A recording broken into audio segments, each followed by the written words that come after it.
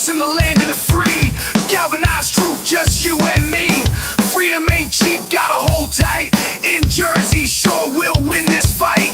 No more tears, just righteous pride. In the streets, our spirits reside. Unity strong, we walk this line. One big voice, it's our time.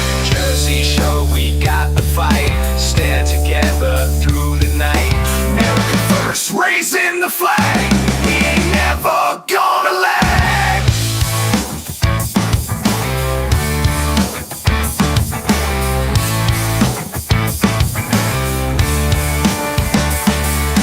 No more tears, just righteous pride. In the streets, our spirits reside. Unity strong, we walk this line. One big voice, it's our time.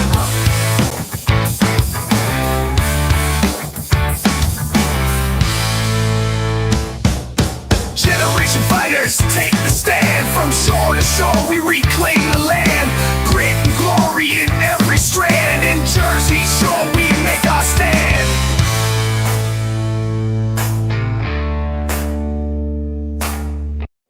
Hello, everyone. Welcome to episode 9 of the Jersey Shore podcast. That's Jersey Shore, S-U-R-E, because we are always sure. My name is Dave Gallo. I'm here with my co-host, Jennifer Sharman. Welcome back, Jen. We missed you last week.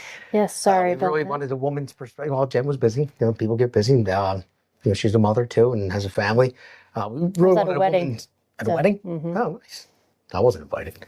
But anyway, we wanted a woman's perspective last week. Pete was a good fill-in for you. Now he's heard. good. Thank you. He's starting his own podcast soon. But this segment here is we're going to really need a woman's perspective and a man's, because we're going to touch base on a lot of that stuff. So I'm going to start by saying that I'm not the type of person, I don't go out of my way to hurt people's feelings. I don't try to do that. I'm very mild-mannered. I'm considerate of people's feelings to a certain extent. So when I don't try to, put people down or hurt their feelings, but when it comes to when there's a reality and you have to face reality and reality hurts your feelings, then I'm sorry. Then there's nothing I can do with it. There's things that you can't control. And reality is something that you can't control. And if it hurts your feelings and it offends you, and if something that I say offends you that is real and is a fact, then I'm sorry. Then I'm offended that you're offended. So I'm just going to say, if you're watching this podcast, and I hope that you are, if you're watching, have your kids around, I'm going to be dropping a little bit of F-bombs in here once in a while because I'm getting a little bit pissed off. Trigger warnings. Yeah, trigger warnings. And anybody else, go into your safe space. If you're Grab your pillows. if you're a liberal blankets. arts major that goes to Harvard or many of those colleges that didn't even have classes after the election because they had to give them time to grieve and their safe spaces, then if you're one of those people, then I would do that right now. So I'm going to start off by saying, when did they fucking stop making men? And this is a term that is used all the time on my job site. I'm a union carpenter, construction manager. I build commercial buildings and I run the project. And we all say it to each other. So it's hard work. You have to go there, physically work hard. We're all there to get a job done. So when somebody complains about something, I'll give you like a real quick example. So when the building gets to a point where it has an elevator, in the beginning, there's no elevator. We're building the building ground up. So say the electricians have the delivery. So they have the elevator from 7 a.m. to 10 a.m. So when everybody's ready to start at 7, hey, no one can get in the elevator except the deliveries. They have to get the material up. And then guys stand there and they complain about it. They say, wait a minute, I got to go to the 4th floor. Why can't I get on the elevator? Walk up the fucking stairs. That's it. Don't cry about it. I have a box on my fence, my gate. It's called a feelings box. You check your feelings at the gate, pick them up on the way out because we're there to do a job. So, and that's the problem with this society right now. They look into, they talk about toxic masculinity all the time. They say that it's toxic. It's not. It's in our DNA. And I'm going to go a little bit long on this monologue, but it's going to keep going. So I'm going to give you a little story real quick. Now, most women, they look at a man, they want a man to be strong because men are like hammers. They see a nail, they want to hammer it in. That's what they are. That's basically It's a good analogy. There are many things that men can do that women can't. And there are many things that women can do that men can't. Mm-hmm. Now, women have made strides in the past for women's rights to vote, women's right in the workplace to get equal pay, all that good stuff. And that's great. But there's a reality that you have to stop and say, okay, well, physically a woman can't do this. And even mentally, a man can't do this. So I'll tell you a quick story how I fell in love with my wife. We were dating. And my wife saw me as, I wasn't a very aggressive person, but I had my goals in front of me. I was a carpenter apprentice. I wanted to become a journeyman, finish school. I wanted to become a foreman to run work for my subcontractor company. But eventually I wanted to become a construction manager and manage the entire project. And she knew where my goals were, and she always trusted me and felt safe with me that I was going to lead her and the family we were about to start in the right direction. Now, that's what she saw in me. And that's not toxic about being masculine in any way, to have your goals to do that. And she saw that. And she worked too at the time. And so we both worked, and we decided to have a family. We had our first child. And then she had to stay home because if she went to work, it would have essentially paid for daycare. So she figured, I'd rather raise my child with someone else than me go to work for nothing and pay for daycare. So that's the way we did it. So I'll just tell you the day I fell in love with her. We were dating at the time. And I'll tell you one thing. My wife can get the flu and she'll be sick, and she'll still take care of the house, take care of the kids. She'll run to the bathroom, throw up, and then still do what she has to do. And me, as a man, Jen mentioned it before. What you call it? Man flu. Man flu? Yeah, man flu. I get the flu. I'm laying on a couch, shivering like a bitch, crying like a bitch. I can't do anything. I can't function whatsoever. So my wife came to my apartment before she was my wife and took care of me, brought me soup, took care of me, and it's in her DNA. Women are more nurturing. Men are more like hammers. They see nails, they want to hammer it. Women are more level-headed, and they bring them in, and okay, and they take care of things. There are things that women are better at than men, and men are better at some things than women. That's just reality. So get with it. So with all this toxic masculinity and everything else, it's unbelievable. I can't believe how we're going to shy away from what's in our DNA. And that's what it is. I mean, it's in our DNA to be that way. And you can believe in God or not. I personally do. But there's something there in social Darwinism, like a theory of evolution, and only the strong survive. I mean, it's a real thing. And when you try to change that, it doesn't work. And that's why everyone is so hurt about this election. And we're going to get into it even further. And we'll talk about, I'd already talked about the women's rights and men dominating women's sports is the big thing too. So where does that start? There's a reason why men shouldn't be in women's sports, because they're physically stronger than women. And it's just a fact. I mean, Jen might be able to kick my butt, who knows? But still, there are some anomalies. But the point is, it's a fact. And facts don't care about your feelings. So just to get into it, let's roll this clip with Jimmy Kimmel. It was a terrible night for women, for children, for the hundreds of thousands of hardworking immigrants who make this country go, for healthcare, for our climate, for science, for our allies in Ukraine, for NATO, for the truth. The show started with It happened again. After a bizarre and vicious campaign fueled by a desperate need not to go to jail, Donald Trump has won the 2024 election. Over at NBC, Seth Meyers was equally blunt. I don't think Donald Trump's a good person. I'd even go so far as to say he's a bad person. Now, in my defense, I'm only basing that on everything I've ever been taught about what makes someone good or bad. But it wasn't all gloom and doom. Fox News' Greg Gutfeld was celebrating. Kamala Harris got shellacked like a hardwood floor on this old house. And that's what you see. I mean, I hate to laugh at it, really, Jen, I do. I mean, that's what you see. Like at Jimmy Kimmel, at first look, you might look at him crying up on stage and say, you know what? Oh, maybe he's really hurt by it. Maybe he is. And then sensitive. Sensitive. No, then reality smacks you in the fucking face and you say, no, that's not why he's crying. You're crying because you're a bitch. You started off with the Man Show. Yeah. The Man Show, Yes, where you women did. jumped up and down on trampolines, big Their breasted boobs women, in the air. and all this stuff. I thought the show sucked to begin with. But if you're like a 13, 14-year-old kid looking at it, maybe that's whatever. And then he turns into this. And he turns into this why? Because the far left own the news media. And it's a small portion, and the Democrats are learning that right now. They're learning that why let such a small faction of the Democratic Party, which is the far left, control our decision making. And they're learning that the hard way right now. So Jimmy Kimmel gets these big contracts to do his comedy show, which suck now. And the reason why he's not crying, funny anymore. He's not even funny. He got too political. And it's just not even funny. He's crying because he's not relevant anymore. So is Colbert. So is The View. So is everybody else. They realized that American people woke up. They woke up and said, we're tired of listening to you. You don't make any sense. And we're done with the far left bullshit. We want to get back to reality. That is why the media is crying right now, because they're not relevant. They're done. They're out. This election completely demolished identity politics. It really did. It ruined their agenda. Yes, it did. It ruined it for now. But we got to keep our foot on the gas and get America back.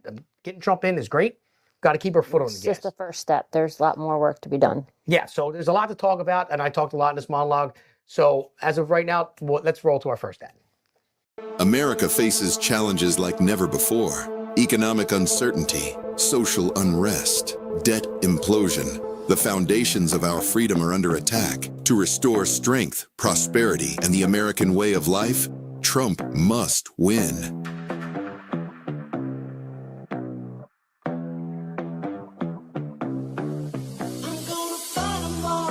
I plan to ensure that the United States will be the crypto capital of the planet and the Bitcoin superpower of the world. Introducing the Trump token, blending the deflationary model of Bitcoin with the technological advancement of Solana. It's more than just a cryptocurrency. It's America's future medium of exchange. The Trump token pledges to donate 50% of proceeds, up to $50 million, to Trump's 2024 re-election campaign. Join the movement. Stand with Trump. Secure your future at thetrumptoken.com.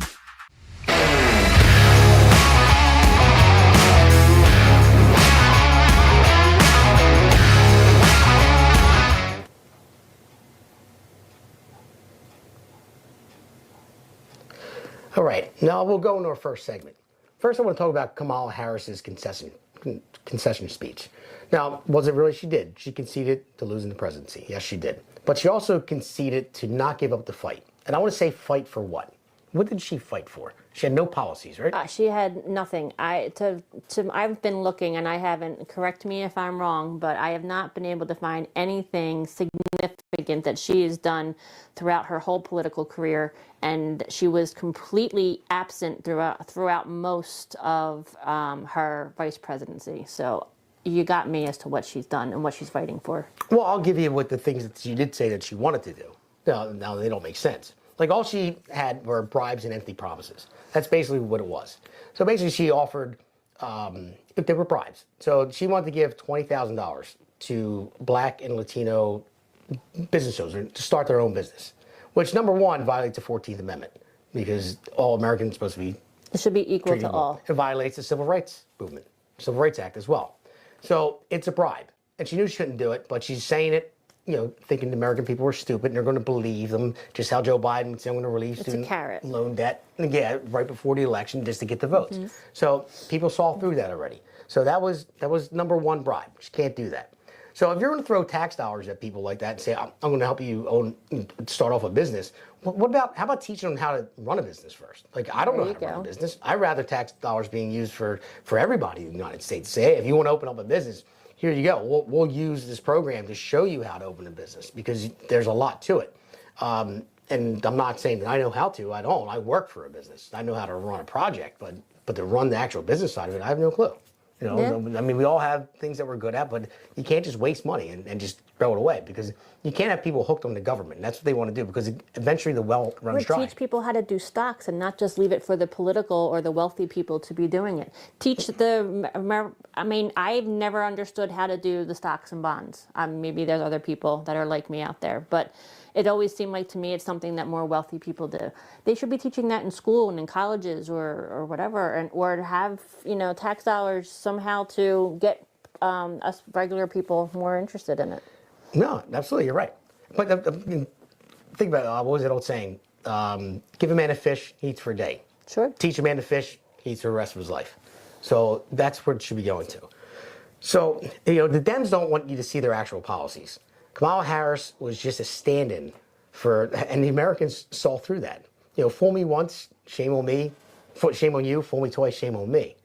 So, and when you look at Kamala Harris, she says she was a prosecutor. Now, this is the same person that says she was a prosecutor that suggested on an ACLU questionnaire that taxpayers should fund gender transition for illegal immigrants that are in prison. Now, just think about it for a moment, Jen. Say if I asked you to grab maybe 5 of your neighbors and say, hey, meet me over here. And you guys are all sitting at the table. I walk in and say I'm Kamala Harris, which, whatever. And I say, hey guys, great idea. This is what I'm going to do. All right, with your taxpayer dollars. That you're spending all this money on your taxes and everything else, and you're paying for the illegal immigrants to come over here. You're paying for their free cell phones, their food stamps, their housing, their transportation, everything else. You're already paying for that. Their medical bills. The medical bills. You're already paying for it. But here's the great idea. It's the greatest idea ever. The ones that commit crimes and are in prison, that have gender dysphoria, and say, you know what? I'm a man, but I think I'm a woman. So what we're going to do is we're going to take your tax dollars and your neighbors, all your tax dollars, and we're going to throw that and we're going to pay for their transition surgery. Now, would you think you're in the Twilight Zone? Yes, I would. And the thing that I also think about that too is it's. They're here illegally is the key word. Okay, so none of our tax dollars should be going to anything for them if they are here illegally. What about the American citizens like we are that, pay our tax dollars, get our health benefits. We're paying premiums out of our paychecks every week or 2 weeks or whatever it is, and we're trying to do that. And then we want to get some kind of surgery. Let's just say I don't like this bump that's in my nose, and I want to get that fixed. It's called cosmetic unless it's like causing me a medical condition, but then we're going to pay for them to look all a completely different gender just to make their feelings feel better. What about my feelings with my nose? When they broke the law by crossing our borders legally, they broke the law, and now they're in prison, and it costs about $50,000 a year. But our own tax dollars can't even afford, we can't even use our tax dollars or our health care payments, premiums that we're paying to get something done to help our feelings. Yeah, but exactly. they're going to do it for someone who's here illegally who shouldn't be getting a dime of that money. Yeah, exactly. None of it made sense. And it costs about $50,000 a year to house a prisoner. Taxpayer dollars, $50,000 a year. That's because you have to pay for everything. You got to pay for the guards, the washroom. You got to pay for the facility, the power for it. You got to pay for the structure of it. You have to pay. You have to feed them. You have to take care of them. Their medical bills, other than gender transitioning. But they were trying to get into that. But so this is the same person that told everyone that Trump was Hitler. Trump is a dictator. He's a fascist. He's going to take away your rights. He's going to put you in internment camps. He's going to pull all your rights away and be a dictator. And then during her concession speech, she goes, "Don't worry, you're going to be fine." Well, you weren't saying that up until Election Day. Now everyone's going to be fine. So you spewed that hateful rhetoric the entire time to paint Trump as this, and the American people saw through it. That's why you got shellacked on Election Day. This is the same person that says, be friendly to a stranger that you just met on the street. And that's the same person that started a bail fund for the George Floyd rioters that went to jail to bail them out. This is the same person that tells young children, young kids, that you have a future. You have a future. Don't worry about it. You have a future. But in the same sense, oh, well, you go to school for X, Y, and Z, whatever it might be. I don't care if it's lesbian dance theory or whatever. but when you get out, don't worry. We're going to have everyone else pay off your student loan debt. People that didn't go to college or people that went to college that already paid off their student loan debt. We're going to do that for you. So no, you're not fine. You don't have a bright future, because if we don't make everyone pay for your mistakes, then you're not going to have one. So which one is it, lady? I don't know, but my opinion on that is that she's saying that everything's going to be fine is because I feel that they're trying to do everything they can to set up things in such a way over the next couple of months that it's going to make it difficult for President Trump to make changes. They're trying to go around and do that, and that should not be allowed. That should not be permitted to be doing that. They are deliberately trying to block our next upcoming president to be able to fill the promises that he's made to the American people that voted for him. Yep, and they're setting them up to fail. And that's what tells you right there. They don't care about the American people. They do not. They care about power. About their own agenda. That's it. That's all they do. And their money. Yeah, and then she goes on. She wants to tax unrealized gains. We talked about it before. You know what that is. She wants to put price caps on food, saying price gouging. When places like ShopRite, Aldi's, and all those places, they only make 2% profit. 2% profit on their food that they sell. That's a very small amount to make. So they're not price gouging. It's the cost of getting the food there, because inflation is up, gas prices are up, truck drivers getting there, everything. It's costing too much money. The gas costs too much money to get it there, and the truck drivers, there's not enough truck drivers out there to do it because they're not paying them enough probably either. Or I'm not. Don't quote me on that. That I'm not Jersey sure of. But I know that there is a shortage in truck drivers, and now they're trying to make them do the electric trucks. There's all kinds of different issues in the truck driver world, and that plays a factor into delivery of our products. Which that isn't feasible anyway. They already cut the $1 billion for electric charging stations, and only built 7 of them so far. So I don't know where that money is. And plus, if you want electric trucks, the weight of the trucks are twice as heavy. Oh my God, it's ridiculous. And you have to rebuild bridges. They can't even take the weight. So again, another thing that doesn't make sense. It's not practical. They have an idea that they think right to their nose, no further than that. And she blows out spending. But look at this. This was the biggest spending on any campaign ever. She spent over $1 billion. She raised $1 billion, spent $1 billion on her campaign. I can't billion. even imagine. More than any candidate ever. And she's in debt. She owes, but she gave Oprah $1 million to do a quick interview with her. She gave Beyonce $10 million, who didn't even perform, came out for 5 minutes and endorsed her. I mean, and all the other people that came out to just spend. Why didn't these people do it just out of the kindness of their heart, since they believe in her so much? Because they don't. They did it for money. I it was know. all about money. That's my point. Now these people are afraid they're not going to get paid. They're frauds. Yeah, and now these vendors are afraid they're not going to get paid because she's negative in her campaign. She went over, spent $1 billion. Even when she did the one podcast with that woman, it was the girl. I forget what it was. I don't remember. She's like, it talks about sex and women and stuff like that. It was a stupid podcast, not even that famous. But she didn't want to fly out to where she was. So she spent $100,000 to make up a room that looked like this lady's podcast room. Exactly. Like $100,000 for a half-hour interview and have her come to her. Why didn't you just Zoom it or something? Yeah, or just fly out there. Right. It just wasted money. That's what. So imagine what she would do with our taxpayer monies if she got in. If she can't even manage $1 billion in campaign funds and got walloped in the election, imagine what she would have done with our money. Now, I mean, and when she says, "I'm going to make the rich pay their fair share," Biden said it all the time. Well, guess what? They already do. High-income taxpayers pay the majority of federal income taxes. Mm-hmm. We're the bottom half of taxpayers that earn 10.4% of total AGI, that's adjusted gross income, pay 2.3% federal income taxes. And then all the rest, and the 1% that their AGI is 26.3% of their income, they pay 45.8% in federal taxes. So if you look at it this way, if you're in the 10.4% range, like regular working people, you're paying 2.3%. You're paying for every $5 you're bringing in, you're paying $1 in federal income tax.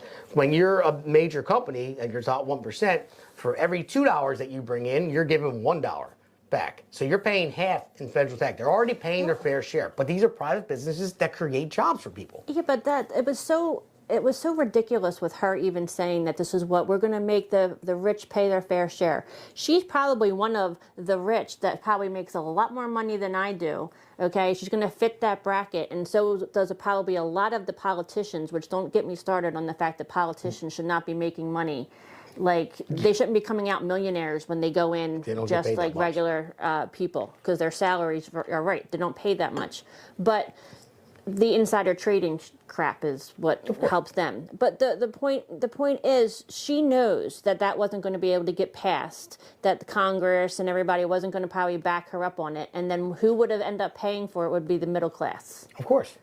And then she would have said, "Oh, it's not my fault. It was Congress, and I tried." And she would try to look at herself like a hero when she's not, when she knew all along she was lying. Yeah, and it was never going to happen. Because we'll get into that, because we're running short in this segment real quick. We'll get into that. I mean, but I just want to say, think about it real quick. In my job, say you're building a commercial building, say it's a brick building. Mm-hmm. Have you ever seen the stainless steel in between the brick? It's like stainless steel flashing.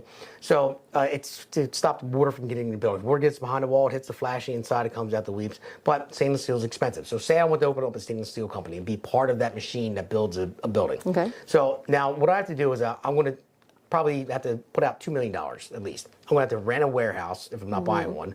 I'm going to have to, get with a company that supplies the stainless steel, the big sheets of it.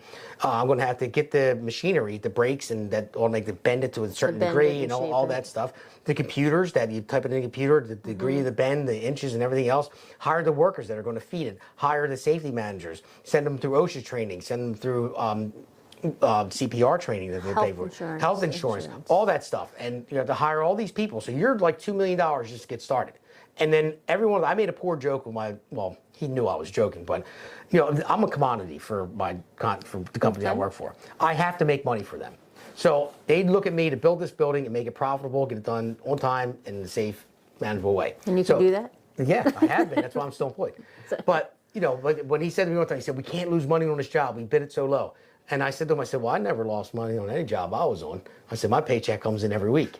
He didn't find it that funny because he pays me every week. So if he loses money, he's taking the risk. So if I don't make him money, then I'm nothing. He hires somebody else. But I was making a joke. He realized I was joking. But that's what I'm just putting in perspective. When you're working for a company, you're not taking in the risk. Your paycheck comes every week. It's the person that created the company, had the idea, and is putting everything on the line. If they go under, they lose everything. You just go get another job somewhere else. Right. So that's just my point with that. So, and now let's just go in. I just want to go into why Trump won, the message he gave the people. Let's roll that clip. Nothing worth doing ever came easy. Treat the word impossible as nothing more than motivation. Never, ever quit. Never quit. Adversity makes you stronger. Don't give in, don't back down, and never stop doing what you know is right. They want to take away my freedom because I will never let them take away your freedoms. They're not coming after me, they're coming after you, and I just happen to be standing in their way. When they couldn't beat him, they tried to bankrupt him. President Trump is back in a New York City courtroom. When that didn't work, they tried to put him in federal prison. Raided by the FBI. When that didn't work, they even tried to kill him. They just tried to kill President Trump. Donald Trump still stands, ready to fight, ready to win, and ready to make America great again. This is Donald Trump's house, brother. This election, we all get to choose. I'm going to choose real American leadership and a real American badass. The 45th and soon to be 47th President Donald J. Trump.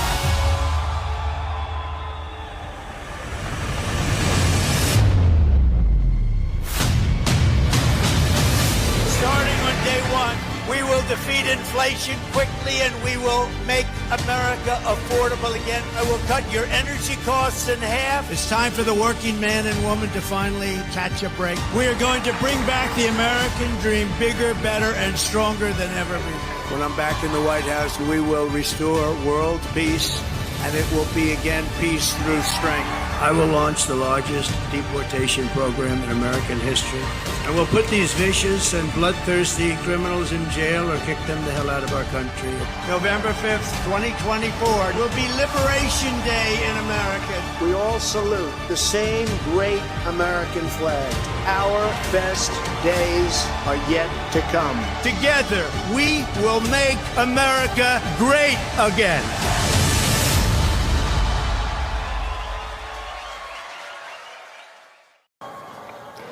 Now, I don't know, how did that resonate with you? Is that a little bit bigger, better of a message than you got from Kamala Harris? That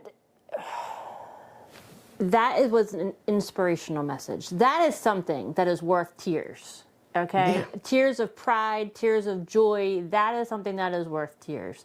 That is something that you can get choked up about. And the thing that I liked the most, which wasn't in this clip, but it was in his victory speech, was something that he has said that not many presidents have ever do it this way, where they talk about just the people and the importance of the presidency for the people. The last time I've heard anybody say anything like that in my lifetime anyway was Ronald Reagan. And something that President Trump had said, and I quote, "This will forever be remembered as the day the American people gained control of their country. He didn't gain control. He's not a dictator. He's not a Hitler. He is saying that the American people, which is where the power should be, has gained control, and he's going to represent that, which is what the presidency is all about to begin with. Absolutely. You're absolutely right with that. Spot on. Spot on. That's what Trump, like he said, they're not coming after me, they're coming after you. I'm just in their way. Now, you can love what he says, hate what he says at times, but it's his policies, it's his direction. And I truly believe the man loves his country. He loves to win. He has an ego. I get it. He does. Yeah, he doesn't always say the right things either. But I like somebody that wants to win. You know, even if it's for his own legacy, that he wants to leave and say, hey, look, I saved America. Even if for some part of it's for himself, which I'm sure it is. But who's going to go through all that? All the shit they put him through and still fight to win. And not take a dollar. He didn't even get paid for it the first time around. I don't know what he's doing this time, but regardless, he doesn't get a dollar for it. He was doing it because it's the right thing to do. And the right thing isn't an easy thing. And do I agree with everything that he has policy-wise? No. Have I agreed with everything that he's done? No. But he has done more good than bad, or more good than harm. So absolutely. And I'm going to read off some numbers here real quick, so we're probably going to go a little bit over on this segment. But I just want to say, you always go over. When we, I try not to, but if you look at it, if you look at all the Gulf counties, they're predominantly Hispanic, and Trump got like 95% of that vote. And I'm going to just, for example, I'm going to give you Starr County. Starr County is 95% Hispanic, and Trump lost that county in 2016. By 60 points. In 2020, he lost it by 5 points. Okay. In 2024, he won it by 16 points. So he turned it over by 76 points in two election cycles. And it's 95% Hispanic. And you want to say, oh, well, you're racist if you vote for Trump. So now Hispanics are racist against Hispanics? No, it doesn't make sense. No, they're regular people that came in here the right way. They bought into the American dream. Hardworking people want to take care of their families, and they're seeing that their tax dollars are going to something else. They're not being able to live that dream, to put food on their table or anything like that, but gas in the cars to get to work. They've realized it, and they're saying, wait a minute, this is wrong. See, the difference, though, between the two candidates, Trump and Kamala, the votes that they got. Trump got American votes. It wasn't about race or ethnicity or anything. It was an American vote. Kamala got the DEI, gender identity, race vote. That's the difference. Americans spoke first. Yeah. And think about it. In that county, too, I was just talking about, last time they voted for a Republican was 1892. That says a little something about Trump. So let me just run down this real quick. So right now, you know, you got Vance, you got Don Jr., Eric Trump helping out with staffing. You had Trump world insiders like Susie Wiles, who's his campaign manager, Brian Hook, involved with foreign policies. The people that are going into the Trump administration are experienced and serious. You know, Trump is appointing Susie Wiles as his chief of staff. The first time a woman's got in that position, first time ever. In case you missed that, Mark Cuban, he's not afraid of being around smart, powerful women, so maybe you want to look into that. And all the 4B people. And all the 4B people, you want to look into that too. So first woman chief of staff, he's appointing her. So that's going to be probably, say maybe the first lady, most powerful woman in the world. He's chief of staff, you know, going to advise Trump on just about everything. Mm-hmm. She worked with Ron DeSantis and Rick Scott. So Trump is already assembling his cabinet, and names coming up are Rick Cornell for National Security Advisor, Trump's former ambassador of Germany, acting director of national intelligence, Treasury Secretary like Scott Bessent, John Paulson, Secretary of State, maybe Marco Rubio will be an excellent pick, among others. Secretary of Defense, maybe Mike Pompeo, John Ratcliffe, possible DOD head or CIA head, Homeland Security. We're hearing some good names like Chad Wolf, among others. All the names are good, and he's already on top of it. So this one to tell you that the markets are open for business.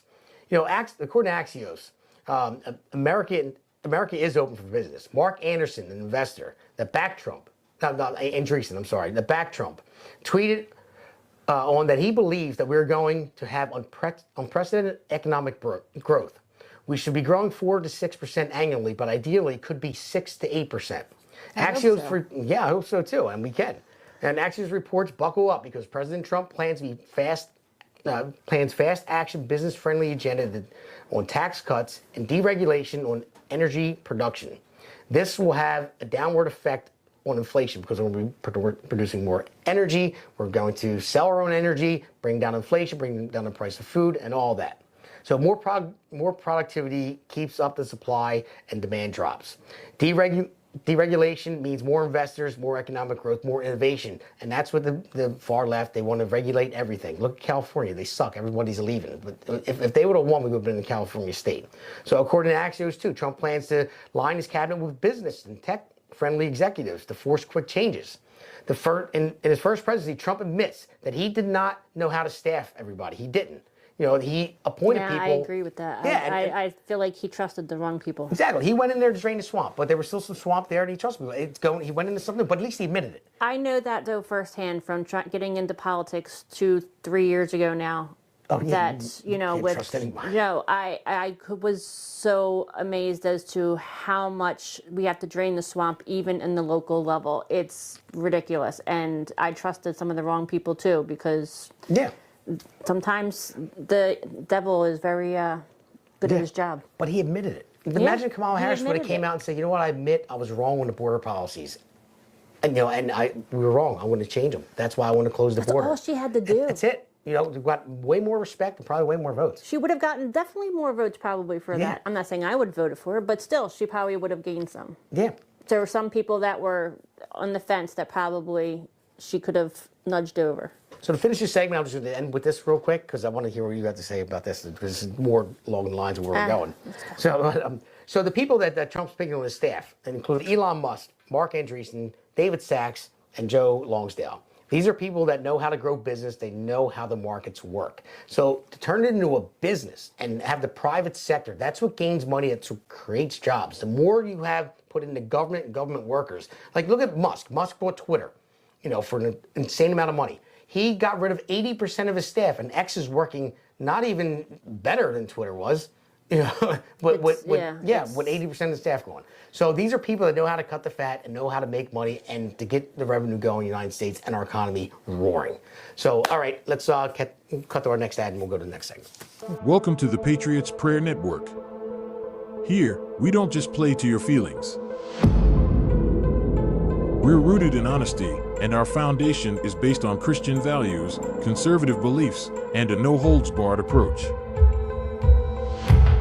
So, if your feelings clash with reality, it's not reality that needs adjusting.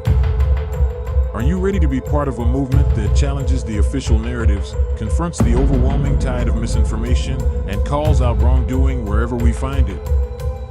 If so, you're in the right place. See, truth is our compass, and God is our only judge. Right and wrong mean more to us here at the Patriots Prayer Network than right and left do, and a complacent blind acceptance of the status quo will not be found here. We do not believe things are this bad in our country merely by accident. So, we investigate and dive deep into each episode and tackle pressing issues head on. Many podcasts claim they're unfiltered, but we mean it here. Go to thepatriotsprayernetwork.com.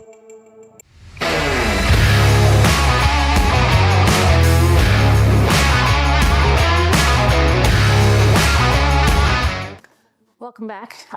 Before we get to our next clip, I just wanted to give you a little preface as to what it was about, why I chose it. So this is kind of personal to me. It has to do with the 4B movement. I'm not sure if you know what that is, but it's a new feminist movement that's originated in South Korea, actually.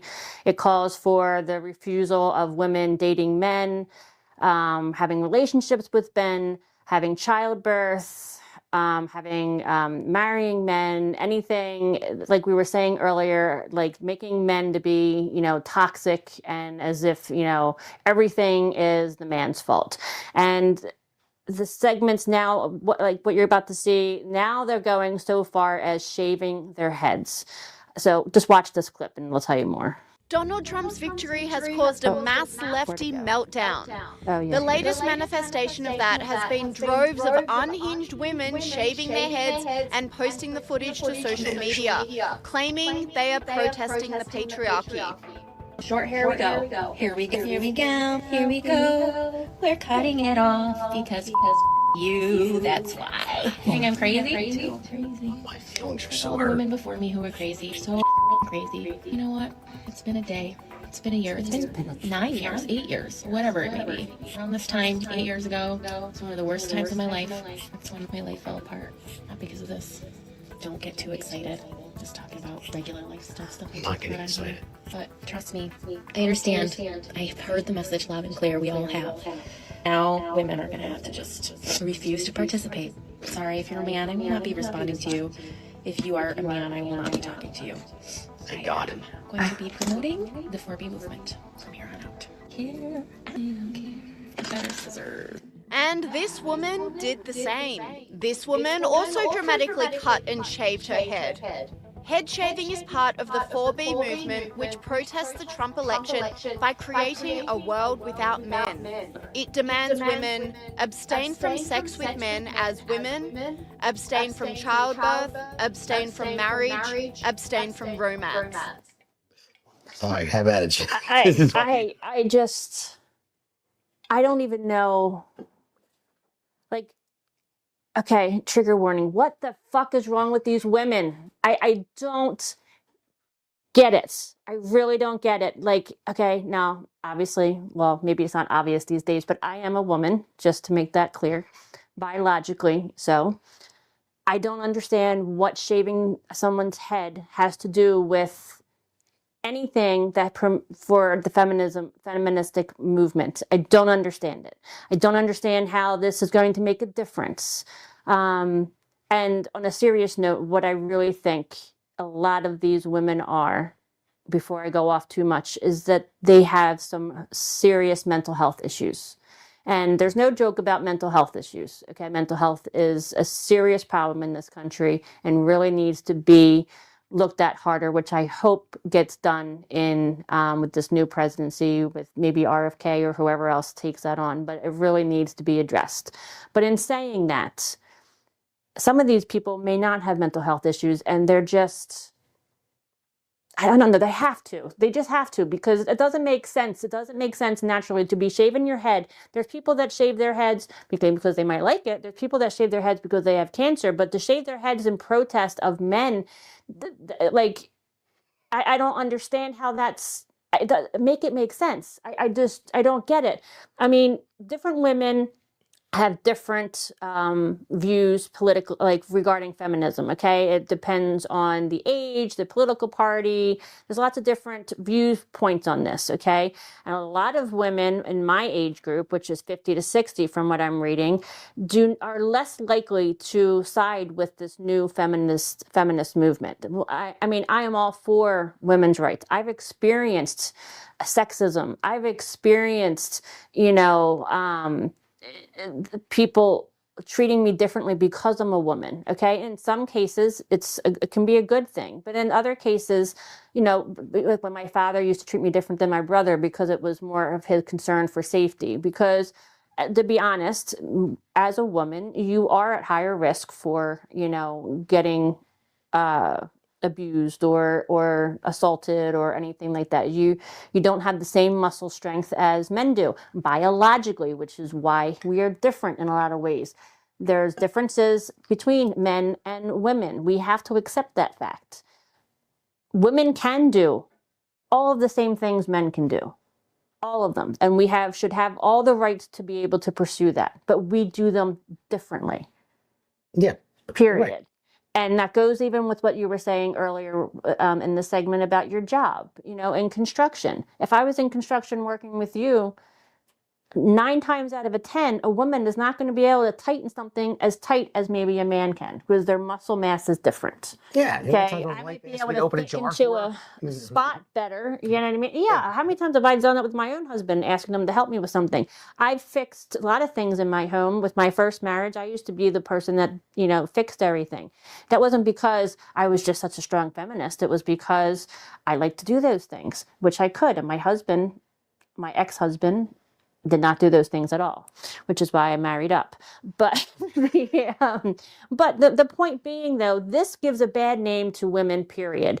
These people are not helping women in any shape or way or form. They are not helping us. They are hurting us. We are going backwards, not forwards. They are acting crazy and they're giving us a bad name, and people are, people aren't going to want to date that. I wouldn't want to date that if I was a guy, seeing what these women are saying. So, you know what? Like, you don't want to date men and you're going to, sorry, men. I don't think they want to date you anyway, because no one wants to, like, cray-cray. Nobody wants that. So, I mean, it's just, it's got to stop. We got to get back to common sense with women. We got to start fighting for issues.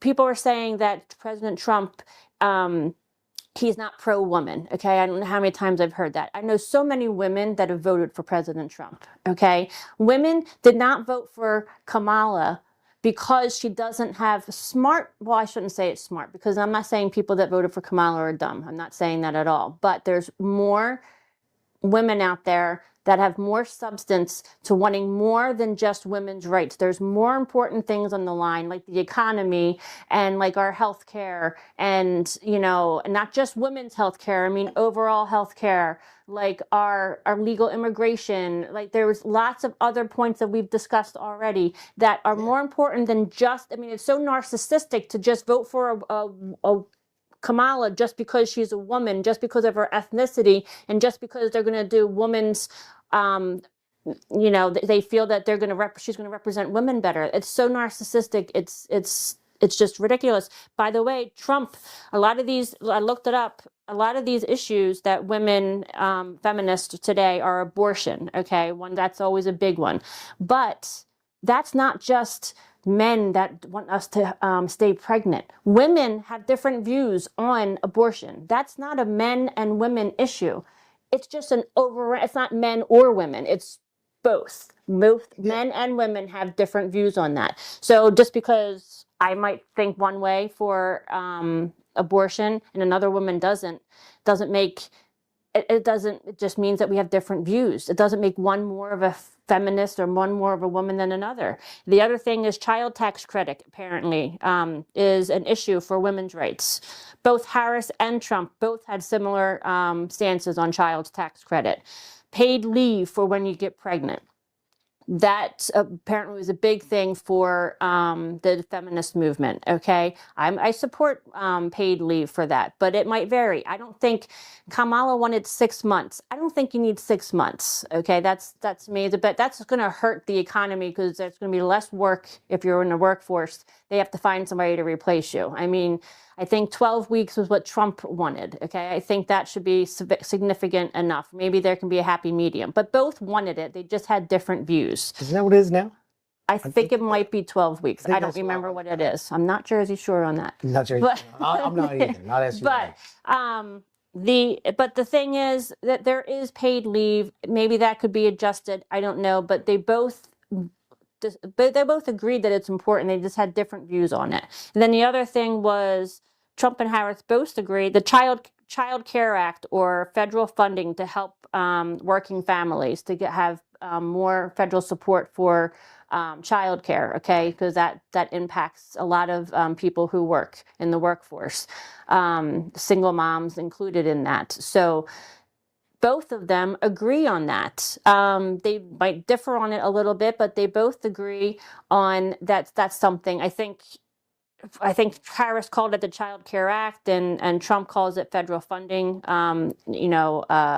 help or whatever. I'm not sure exactly what his term was. But the point is, he is not against women. He wants to do things a little bit differently. But there's nothing in here. The only thing that they have standing on that they're fighting for the most is the Roe versus Wade. I'm so tired of hearing that.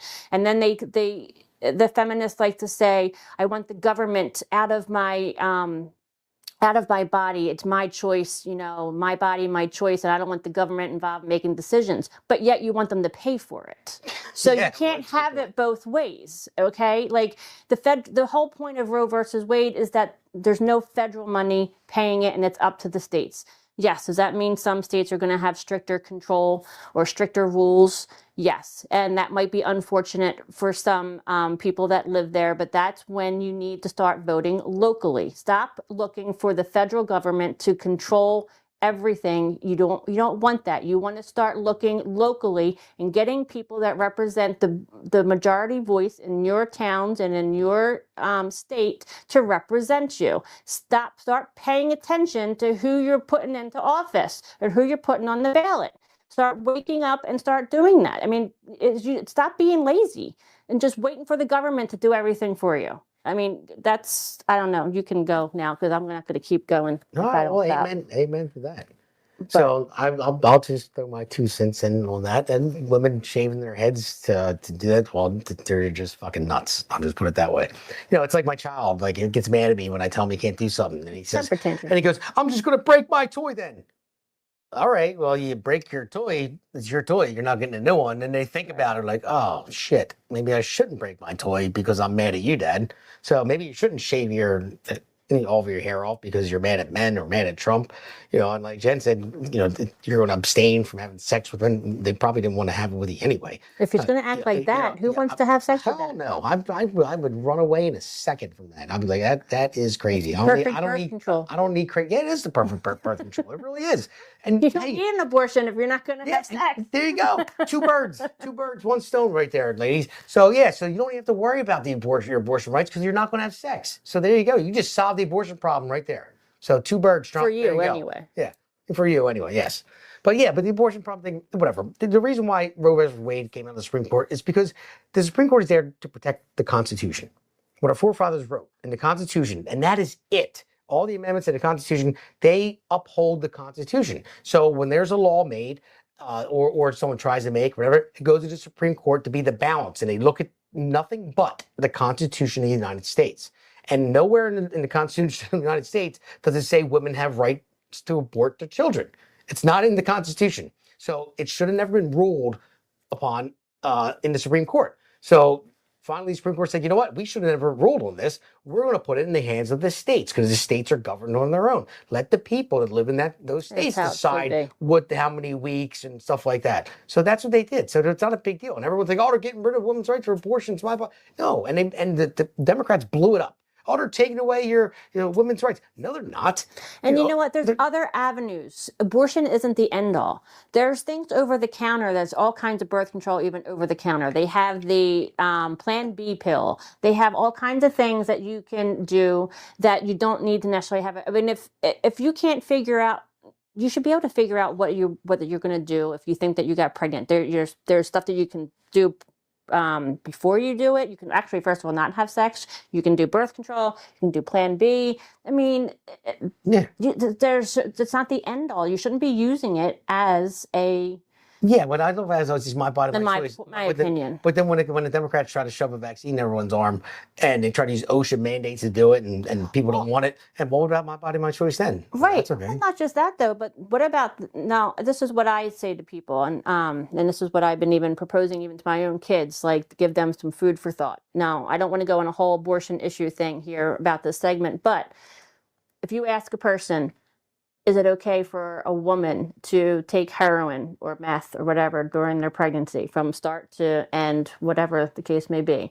Most people, 99% of them, I haven't interviewed everybody, say, no, that's not right because it hurts the child and the mother, okay? It's risk for both. Well, you can't have it both ways. If it's going to hurt, you can't have it my body, my choice. If that woman wants to take drugs, and it's her body, her choice, she should be allowed to do so. So when does it end? Well, you can't have it both ways. You can't say, well, at this point, I would have decided to, end this pregnancy, but, because now it's not a child. But when the person's taking drugs, it is a child. Or if a woman gets killed while pregnant, that's a double homicide. But because the child died too. Yeah. But if it's a pregnancy, it's not, because it's not really a baby. You can't just out of convenience, you can't just make it all of a sudden not be a baby just because it's an inconvenience to you that you got pregnant. There's options out there that you can actually have a baby. You can give the baby up for adoption. I've known people that have done that. Yeah, there's all kinds of options. And to get back to the crazies that you Sorry, showed yeah. in the video, no, it's fine because we're running out of time. You're right about that, and that's what I said.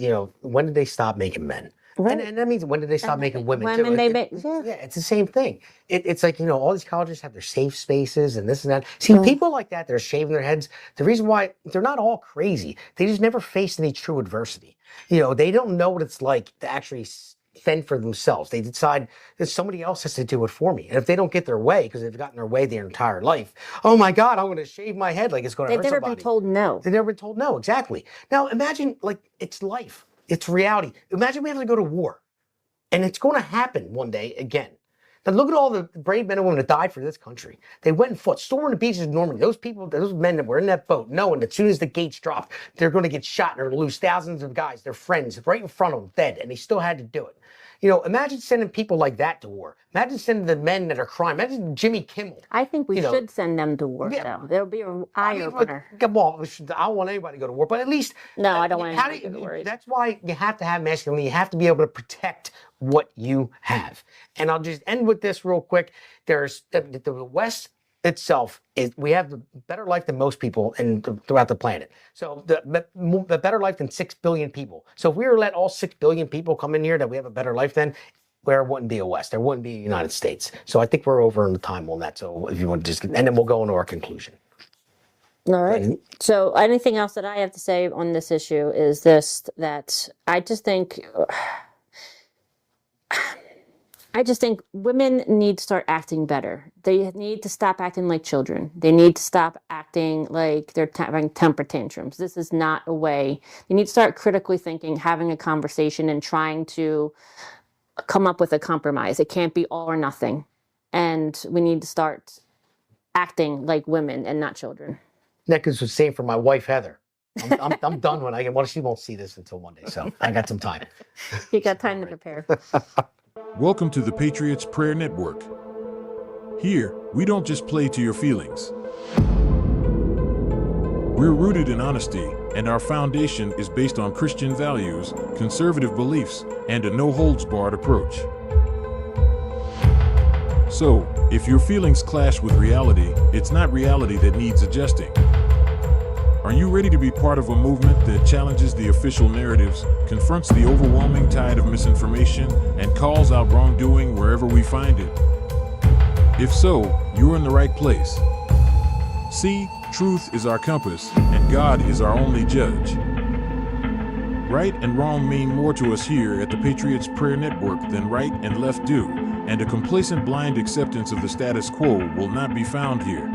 We do not believe things are this bad in our country merely by accident. So, we investigate and dive deep into each episode and tackle pressing issues head on. Many podcasts claim they're unfiltered, but we mean it here. Go to thepatriotsprayernetwork.com.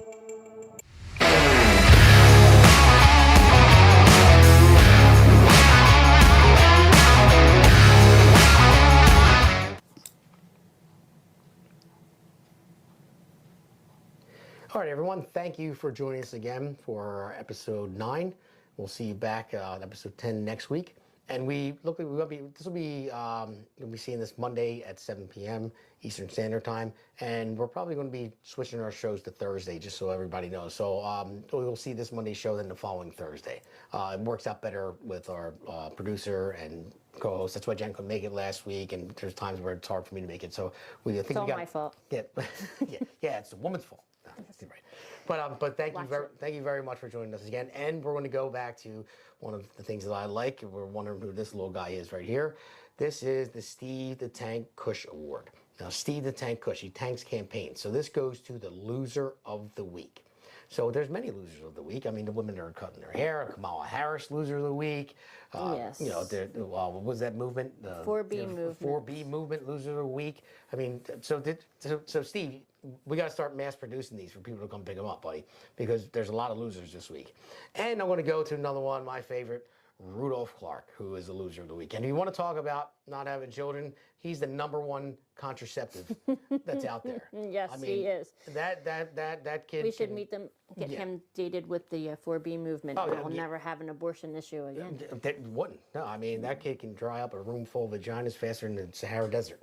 So I told you this one was going to be a little bit vulgar, and they won't always be. But we had to get the message out there. We cursed a lot. We said some certain things, but wanted a little bit edgy because it's a Jersey Shore thing. It's time to just say, just let it out of the bag. You know what I mean? Like everyone's going nuts and shaving heads and crying and safe. It's like, you know what? Grow up. We need to calm down. Okay, we can all have a difference of opinion, and we can all still get along. Have a sense of humor. You know, like it's not the end of the world. Okay, you didn't get your way. You don't always get your way. You move on. Just like in Trump motivational speak, you keep moving on. That's it.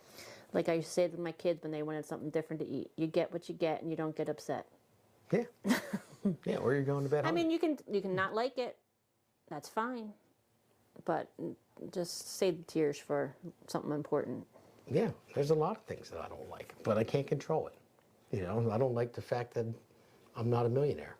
And and you know, I mean, like as far as what we were just talking about a few minutes ago too, but the feminist movement, I'm not. I don't align with the feminists of today. I did align with the feminists from years past, okay? And like I said, a lot of people in my age group feel that same way. But that doesn't mean that I'm not going to support women. And it doesn't mean that I'm not going just because I have different views. And that's what, it can't be all or nothing. That's what I'm trying to get at with that whole segment. It can't be shaving heads and, you know, giving up men. Like, let's just get back to reality, okay? And work on solving the problems at hand. Exactly. And real quick, I just want to say, where was the feminist movement when men were dominating women's sports? Taking away their scholarships. That's and all that. Where were they? Good point. Where were they Because then? that's the other thing.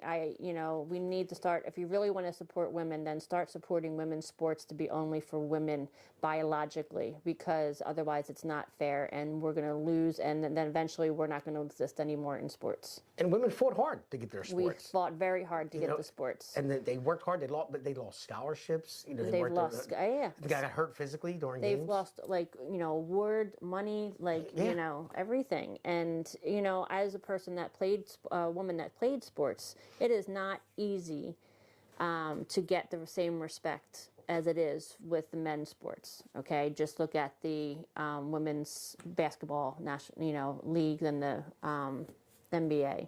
They don't get the same level. They're working on that. Now, they need to work differently. They can't just expect to get exactly the same. They have to get the sponsors and whatnot. They have to work for it. I don't know all the ins and outs as to why that isn't as popular. But, it's not easy for women to be recognized in sports. And now if you're going to have biological men take that from you, that's going to happen more and more. Because some of these men, in my opinion, some of them may be truly a trans person, but some of them I feel are doing it because they can't compete in men's sports, and they're doing it because they feel no other way, and that's how extreme they are to try to dominate in some sport in some way. And some people may disagree with me on that, but I just feel that some of it is in that line. So you 4B movement girls out there, step up for a real cause. Yes. All right, everybody. Thank you for joining us. Thank God Trump won, and we got to keep our foot on the gas, keep going. Join us for episode 10, and God bless America. Let's keep the good vibes going, and let's have a sense of humor. Yes, and that's please. Just people be people. See you next week. Bye, Jen. Boom.